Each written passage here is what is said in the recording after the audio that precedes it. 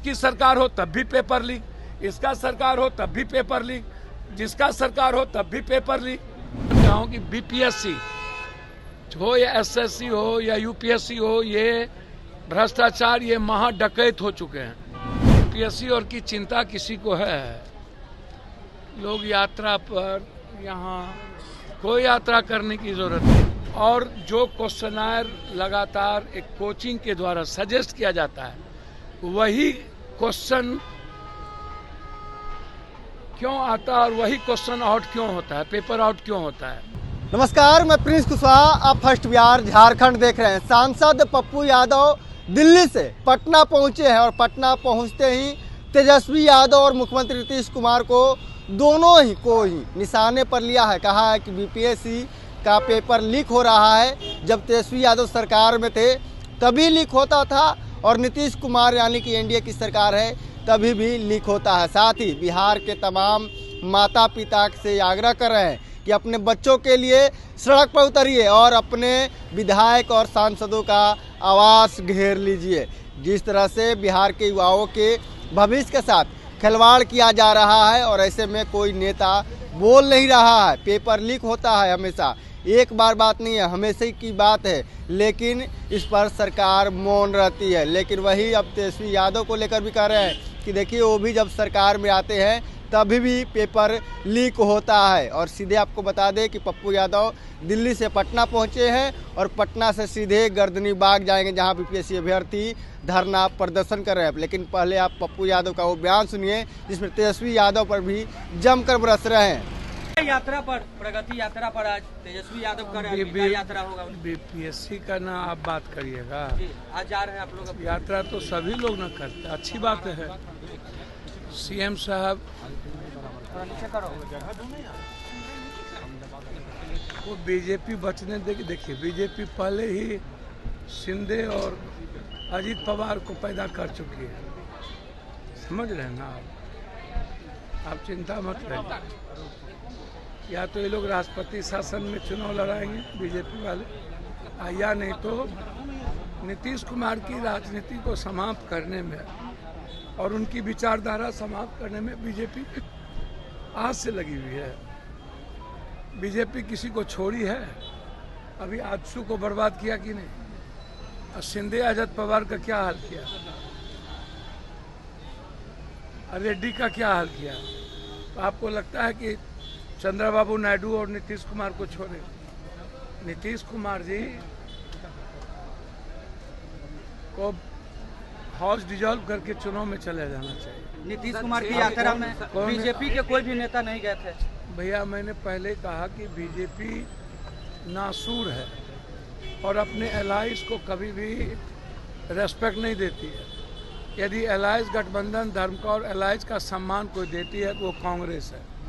Congress allies के लिए कोई भी कुर्बानी करती है और कितना भी त्याग करना पड़ता है तो कांग्रेस करती है। चाहे आप अखिलेश जी के साथ देख लीजिए या लंबे समय से आरजेडी के साथ देख लीजिए। तो ये जो आरजेडी के साथ सोनिया गांधी जी और कांग्रेस परिवार का रिश्ता है उसका सम्मान तो करे। 6 दिन से अनशन पे हैं। नीतीश कुमार के नेतृत्व को लेकर के बीजेपी युवा बहुत स्थिति में है। कुछ भी सर, आप उसका प्रवक्ता हम हैं। बीजेपी स्वयंभू भगवान जो हैं वो तो वन नेशन नो इलेक्शन के लिए चुनाव इस बार लड़ रहे थे, 400 पार नो इलेक्शन। और वो अपने सामने में जिन लोगों ने उनको कभी चैलेंज किया उसको वो बकसने वाले हैं क्या? और क्षेत्रीय पार्टी के तो बीजेपी दुश्मन है, कांग्रेस ही रेस्पेक्ट देती है।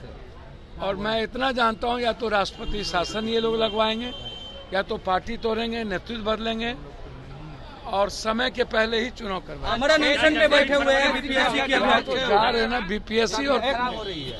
बीपीएससी और की चिंता किसी को है? लोग यात्रा पर, यहाँ कोई यात्रा करने की जरूरत नहीं है। बिहार के यूथ की गंभीरता को समझने की जरूरत है। मैं बार बार कहता हूँ कि एक सेंटर पे क्यों, और उसी सेंटर पर जो सेंटर बनना था उसके पहले वहाँ एक कोचिंग के द्वारा वहाँ अपने बच्चों की प्रतियोगिता क्यों करवाई गई? और जो क्वेश्चनर लगातार एक कोचिंग के द्वारा सजेस्ट किया जाता है, वही क्वेश्चन क्यों आता है और वही क्वेश्चन आउट क्यों होता है, पेपर आउट क्यों होता है। मैं तो यही सवाल खड़ा कर रहा हूं कि आप लगातार 90 के पहले के दशक से लेकर आज तक बिहार में एक ही जिला नालंदा जो जनक बन गए हैं पेपर लीक के, भ्रष्टाचार के, आज तक कोई भी सरकार जो 40 सालों से है वह पेपर लीक को रोक क्यों नहीं पाए। बच्चे और युवाओं के भविष्य के साथ खिलवाड़ ये लोग क्यों करते हैं, और ये लोग पेपर लीक के माफियाओं की संपत्ति पदाधिकारी, मैं कई बार कहा हूं कि बीपीएससी हो या एसएससी हो या यूपीएससी हो, ये भ्रष्टाचार, ये महा डकैत हो चुके हैं।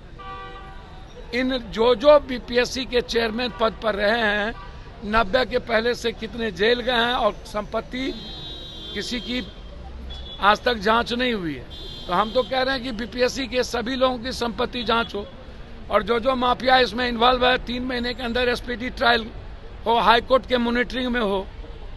और सवाल मेरा सदन में भी यही था कि कब तक इस देश में बच्चों के भविष्य के साथ खिलवाड़ होगा, कब तक बच्चे अपने भविष्य की चिंता करेंगे और आत्महत्या करते रहेंगे, और कब तक इस देश में एग्जामिनेशन पेपर लीक होता रहेगा। कोचिंग चेयरमैन और सरकार की मिलीभगत और माफियाओं की मिलीभगत से देश के करोड़ों अरबों के बच्चों का भविष्य, मिडिल क्लास और गरीब का भविष्य कब तक बर्बाद होगा।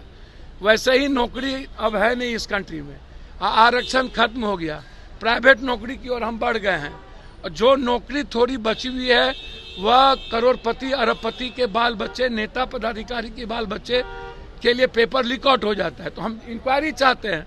आप कह रहे हैं टेक्निकल फॉल्ट के कारण, मैं कह रहा हूँ जहाँ एग्जाम हुआ है, एग्जाम हुआ या नहीं है उसका सीसीटीवी फुटेज सामने लाइए, क्यों नहीं आप लाते हैं। और यही बात तो मैं कह रहा हूँ। और कोचिंग माफिया, इसमें सारे लोग इन्वॉल्व होते हैं। यह सदन में मैं 10 बार कह चुका हूँ, परमार के बारे में, इसके पहले के बारे में हम 10 बार कह चुके हैं। और जो क्वेश्चनर वहाँ पर सजेस्ट किया जाता है वही क्वेश्चन यहाँ पर एग्जामिनेशन के समय आता है।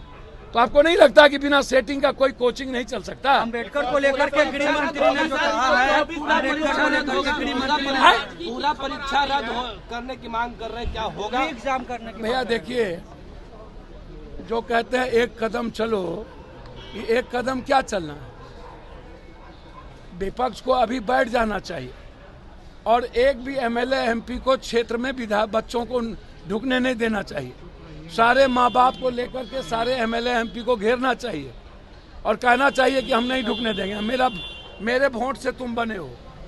और जो विपक्ष इतनी बड़ी ताकत में है उनको राजनीति छोड़ देनी चाहिए करना, और बच्चों के साथ उनको यहाँ बैठना चाहिए, विपक्ष के नेता को, और पूरे प्रदेश में विपक्ष को इस सवाल पर खड़ा होना चाहिए।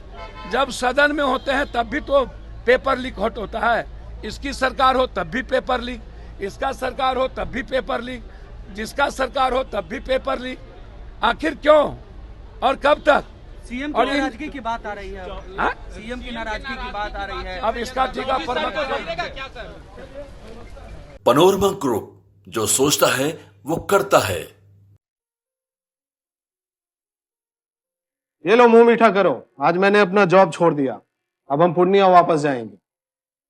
जॉब छोड़ दिया है? मतलब ये घर कैसे चलेगा? हम करेंगे क्या? और माँ बाबूजी क्या बोलेंगे? इसलिए मैं एक और मिठाई का डब्बा लाया, अपने बिजनेस के लिए लोन अप्रूव हो गया। अरे लोन अप्रूव हो गया वो तो ठीक है, लेकिन पूर्णिया में हम रहेंगे कहाँ? अपना घर भी तो नहीं है वहाँ। इसलिए तो एक और मिठाई का डब्बा अलग से लाया हूँ। हमने पूर्णिया में घर ले लिया है, पूर्णिया के ई होम्स पैनोरमा में। पूर्णिया में पैनोरमा ग्रुप लेकर आए हैं ई होम्स पैनोरमा। बड़ा घर, आलीशान जिंदगी और अत्याधुनिक सुविधाओं के संग। अरे अब क्यों मुंह मीठा करवा रही हो? क्योंकि हम घर वापसी जो कर रहे हैं। घर वापसी की खुशी पूर्णिया में ई होम्स पैनोरमा के संग। ई homes panorama, luxurious lifestyle redefined. Bharatiya Janata party का सदस्य बनने के लिए 8800002024 पर मिस्ड कॉल करें। निवेदक भारतीय जनता पार्टी बिहार।